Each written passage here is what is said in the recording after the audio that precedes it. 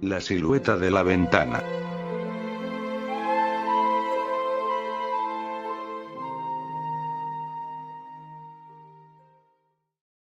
Hola, les escribo esto como un pedido de ayuda.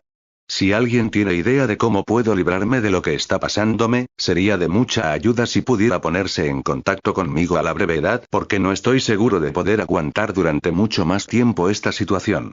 Cabe destacar que estoy en plena posesión de mis facultades mentales.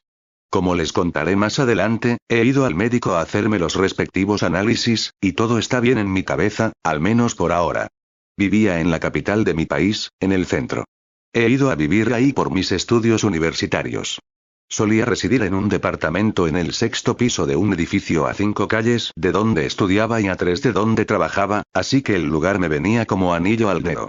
Trabajaba como mesero en un restaurante y mi salario no era muy bueno que digamos, pero si hacía algunos sacrificios podía pagar la mensualidad. Pero una serie de imprevistos me obligaron a largarme de ahí. Por eso acudo a ustedes, con la esperanza de que alguien sepa lo que está pasándome, y que pueda ayudarme a solucionarlo. Estuve ahí aproximadamente 5 meses y las cosas comenzaron a ponerse raras a los 3 meses de haberme mudado. Comencé a sentirme estresado y deprimido sin razón aparente. No dormía bien por las noches y eso poco a poco comenzó a afectar mi desempeño laboral y escolar.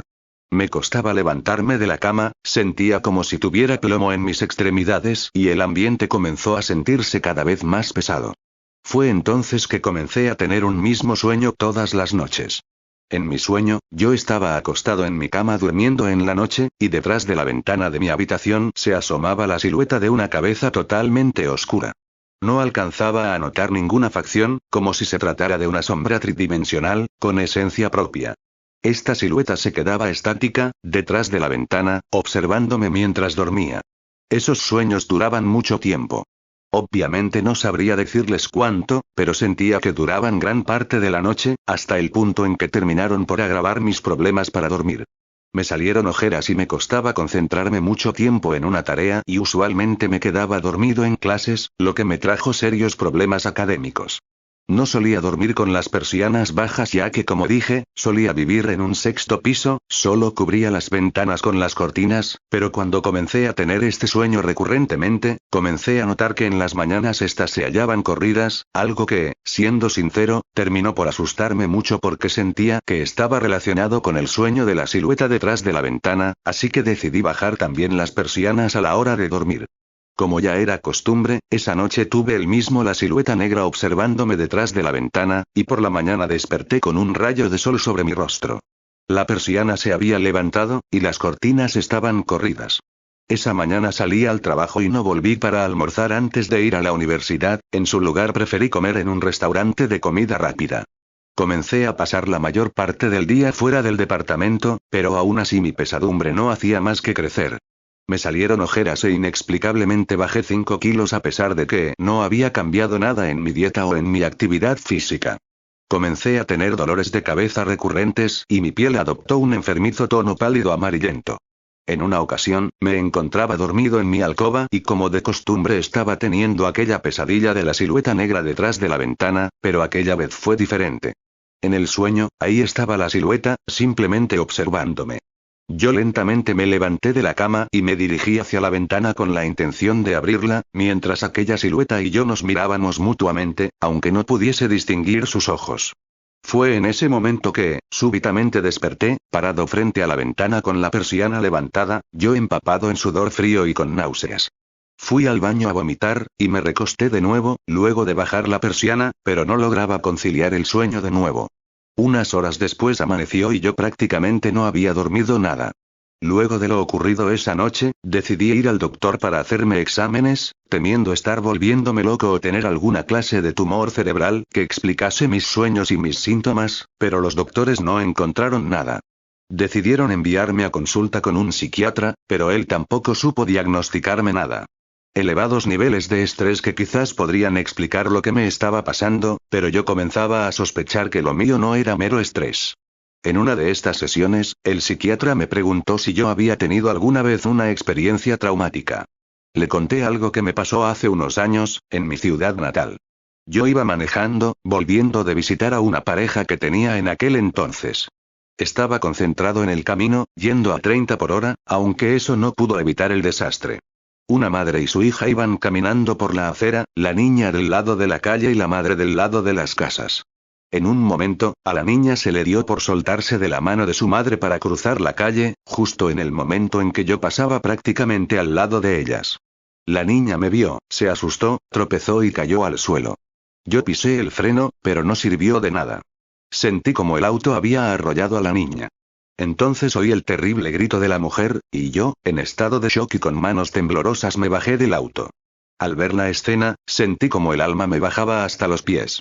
El cuerpo de la niña estaba intacto, en una posición extraña, pero su cabeza había sido completamente aplastada por la rueda delantera derecha del auto.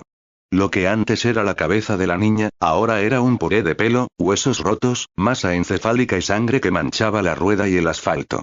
La madre gritaba y lloraba al lado de su hija, los vecinos aparecieron en manada, y una patrulla llegó a la escena, seguida de una ambulancia y otras 2 patrullas. La calle fue acordonada, el cadáver de la niña trasladado a no sé dónde, y yo y otras 3 personas que vieron la escena fuimos llamados a interrogatorio. Algunos días después, se llegó a la conclusión de que lo que pasó no había sido mi culpa, y que no habría podido hacer nada para evitarlo. El tiempo pasó y poco a poco logré olvidar aquella experiencia, pero por lo que me enteré más tarde, la madre no fue capaz de superar lo ocurrido. Al final dejó de trabajar, todo el dinero que tenía ahorrado lo gastó en estupefacientes y la terminaron corriendo del lugar que estaba alquilando. Vivió un par de semanas en la indigencia y terminó pegándose un tiro en la cabeza en los baños de un club nocturno. Según informes policiales, era madre soltera y su hija era la única familia que le quedaba. Su nombre era Lillian B. Yo me mudé a la ciudad un año después del incidente. A mi psiquiatra le pareció interesante. Tuve un par de citas más, pero la verdad no me ayudaba, así que decidí dejar de ir. Mientras tanto, mi caso seguía empeorando. Me despertaba sin aire unas 5 o 6 veces por noche, a veces me encontraba parado frente a la ventana, o tirado en el piso del baño o en la cocina. Cuando dormía de espaldas a la ventana, escuchaba en sueños como esa cosa la golpeaba rítmicamente. Mi calidad de sueño había disminuido mucho ese último mes, al igual que mi desempeño académico, así que decidí dejar de ir a la universidad para retomar mis estudios cuando toda esa pesadilla terminase, si es que algún día terminaba. Varios compañeros con quienes hablaba en la universidad notaron mi ausencia y comencé a recibir muchas llamadas telefónicas por parte de ellos. A decir verdad, solo atendí una única llamada una vez porque no tenía la energía ni las ganas de hablar con nadie. Este compañero, a quien podría considerar amigo, me interrogó sobre las típicas mierdas que podía esperar. Mi deplorable estado de salud y de ánimo, mi bajo desempeño y finalmente mi abrupta ausencia durante las clases. Yo me limité a decirle que no se preocupara, que solamente era una mala temporada y que pronto volvería, y le colgué. Después de eso no respondí ninguna llamada más, ni siquiera de mis padres.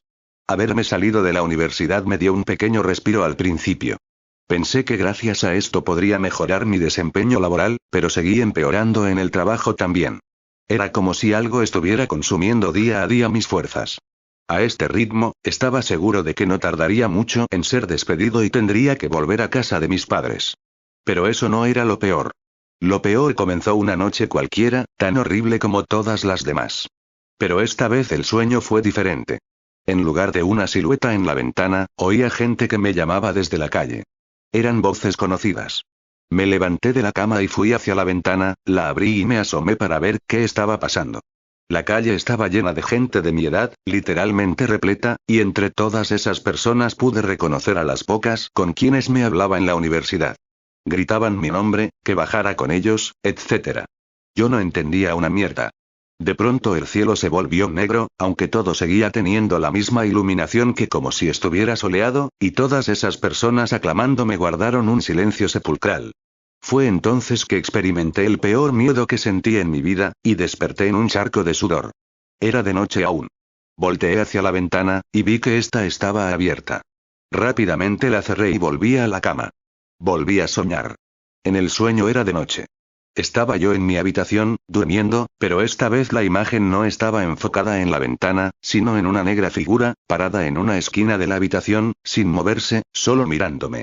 Desperté abruptamente, completamente helado y con náuseas. Corrí al baño a vomitar, y cuando vi el espejo, pude ver como una cabeza completamente negra, como una sombra, se asomaba por detrás de la cortina de la ducha. Salí corriendo del baño temiendo que hubiera un intruso y me encerré en mi habitación. No pude dormir esa noche y por la mañana no podía levantarme. Sentía náuseas, terribles dolores en mis articulaciones y tenía fiebre. No me levanté en todo el día, no comí ni fui al baño. Así pasaron los siguientes 3 días. Una tarde, escuché cómo tocaban a la puerta del departamento. Decía ser la policía, y preguntaban si yo me encontraba ahí. Al no tener respuesta por parte de mí, oí cómo comenzaron a forzar la puerta hasta que finalmente lograron abrirla. Un grupo de 5 policías, seguidos de mis padres, entraron en mi habitación. Por el grito de mi madre, supongo que pensaron que estaba muerto, pero luego se dieron cuenta de que respiraba. Alguien me levantó, me sacaron del departamento y fuimos escaleras abajo. Por las verdes luces intermitentes, deduje que estaba entrando en una ambulancia. Luego de eso caí en un profundo sueño del que desperté en una cama de hospital. Mis padres estaban ahí. Cuando vieron que desperté, fueron directamente hacia mí y me abrazaron. Me ayudaron a levantarme para ir al baño y vi mi reflejo en el espejo. Era solo la sombra de lo que fui alguna vez. Más flaco que un palo, ojeroso, pálido como la leche y el pelo se me caía. Pasé una semana tranquila en el hospital, y luego me transfirieron a otro, esta vez uno cerca de la casa de mis padres, donde me dijeron que viviría durante un tiempo cuando me dieran el alta del hospital. Nunca les conté ni a los doctores ni a mis padres lo de la silueta. No pudieron encontrarme nada, pero recibí tratamiento para mis síntomas, y como aquella silueta parecía haberse quedado en el departamento, comencé a mejorar. Un mes después me dieron el alta y volví a casa de mis padres, a mi antigua habitación, donde poco a poco comenzaba a recuperar peso y fuerzas. Pasó un tiempo y pensé que todo había quedado en el pasado, pero me equivoqué. Una noche, desperté, o eso creí, y ahí estaba esa silueta, a los pies de mi cama, observándome. Yo no podía moverme. Pasados unos minutos, aquella cosa lanzó un estridente grito de completo terror, que se me hacía extrañamente familiar. Era un grito del más profundo y puro terror, un grito que solo había oído una vez antes, en un pasado no muy lejano. Era un recuerdo que durante mucho tiempo había intentado olvidar. Era el grito de Lillian B., madre de la niña a quien yo sin querer había arrollado con mi auto aquel día. Entonces desperté, tirado en el suelo, sudando como loco en un charco de mi propio vómito, sin poder moverme. Era de noche aún. Todo lo que me había recuperado en un mes, había recaído en una sola noche, e incluso me sentía peor que cuando la policía y mis padres me hallaron, si es que eso era posible. Quise llamar a mis padres pero no tenía energía ni para gritar. Fue mi madre quien, al entrar a mi habitación por la mañana, me encontró tirado en el suelo entre mis vómitos y muerto de frío. Volví al hospital y me hicieron análisis. Mi hígado y riñones fallaban, pero sin ninguna causa subyacente aparente. Me pusieron en diálisis y me dijeron que me quedaría ahí hasta nuevo aviso. Yo para ese entonces ya había entendido todo lo que estaba pasando. Esa tal Lillian B. había vuelto para atormentarme, para vengar a su hija, y lo peor que pude haber hecho fue haber vuelto al sitio donde todo había comenzado, a mi antiguo pueblo. Parecía que era allí donde Lillian B. era más fuerte, donde más daño podía hacerme, y como era de esperar, Lillian B. no me dejó en paz aún estando internado en el hospital. Cada noche soñaba con ella. Una silueta completamente negra, un día en la esquina de la habitación, otro día a los pies de mi cama, otro día a mi lado, mientras yo no hacía más que empeorar. Ninguna medicina surtía efecto en mí y mis riñones e hígado estaban casi muertos, por lo que tuvieron que hacerme un trasplante. Mejoré un poco, pero no lo suficiente como para darme de alta. Al menos poco a poco comenzaba a recobrar mis fuerzas, y pasadas un par de semanas de la última cirugía, podía levantarme para ir solo al baño, aunque no dejaba de ser una tarea demandante, pues siempre terminaba sin aire. Cuando iba al baño evitaba mirarme al espejo por 2 razones. Una era porque estaba más flaco que una momia, y la segunda, porque la aparición de Lillian B. en la ducha de mi departamento me había dejado completamente traumatizado. Este espectro siempre se aparecía en sueños, pero aquella vez fue en la vida real, o sea que este ser tenía la capacidad de manifestarse en el mundo físico. Como sea, intentaba no pensar en esa Lillian B. mientras estuviera despierto. Verla todas las noches en mis sueños era más que suficiente. Lo curioso era que, dependiendo de mi estado anímico, y de qué tan fuerte me encontrara Lillian B., podía hallarse más cerca o más lejos de mi cama. Pasaron un par de meses, y finalmente me dieron el alta. No dejé de ver a Lilian B en sueños, pero volvía a ser solamente la silueta de su cabeza tras la ventana.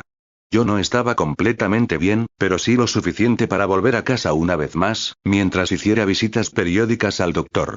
También me recomendaron un psiquiatra con quien tenía cita 2 veces a la semana, a quien llamaré Sam. Le conté a Sam sobre el incidente de la hija de Lilian B en el que me vi envuelto, sobre mis pesadillas, y sobre mi teoría acerca de que ella había vuelto para vengarse de mí. Cuando le revelé todo esto, esperaba a que diera la orden de que me internaran en ese mismo momento, pero no fue así. Si bien me recetó medicinas, se mostró comprensivo. Me dijo que él era una persona que creía en la vida después de la muerte, y me reveló que Lilian B había sido paciente suya durante muchos años antes del incidente porque tenía problemas de adicción. Su cita luego del incidente había sido la última. Sam contó que Lilian B le había dicho que yo no sería juzgado porque el juez consideró que se había tratado de un fatídico accidente. Al parecer Lilian B no estaba de acuerdo con dejarme impune. Dijo que además de estar completamente destrozada por la muerte de su hija, ella, Lilian B no había muerto porque el profundo odio que sentía hacia mí le daba fuerzas. El resto es historia. Ella se suicidó 10 días después de aquella última cita. Una semana después, estaba en mi cama, aún en casa de mis padres. Era de noche e intentaba dormir, hasta que me dieron ganas de ir al baño. Mientras me lavaba las manos, con la cabeza gacha, cerré los ojos, respiré profundo y tomé valor para mirarme al espejo luego de tanto tiempo. Aún estaba pálido y flaco, pero había estado peor. Se me cayó el alma a los pies cuando vi mis ojos. La esclerótica estaba amarilla, mi hígado nuevo fallaba. De pronto, noté algo tras la cortina de la ducha. Un mechón de pelo completamente negro. Tragué saliva y, sin dejar de mirar al espejo, me moví un poco hacia la derecha para ver mejor qué había tras de la cortina. Ahí estaba Lilian B, solo observándome. Todo pareció oscurecerse. Me quedé petrificado, y, como si aquel espectro me hablara sin decir palabra, surgió en mi mente un oscuro pensamiento. Lilian B no me dejaría en paz hasta el último de mis días y que mi única salvación sería el suicidio o mi inevitable muerte. Entonces todo se aclaró y la imagen de Lilian B, detrás de la cortina, desapareció. Volví a mirar mi reflejo. Mi boca comenzó a sangrar. Mi camisa se manchó de sangre a la altura de mi hígado y supuse que mi espalda baja, a la altura de mis riñones también estaría igual. Me levanté la camisa, y la herida estaba completamente abierta y chorreaba sangre negra. Caí al suelo del baño y no pude volver a levantarme. Lo último que recuerdo de esa noche fue la sirena de la ambulancia. Volví al hospital, mi hígado y riñones nuevos estaban completamente muertos.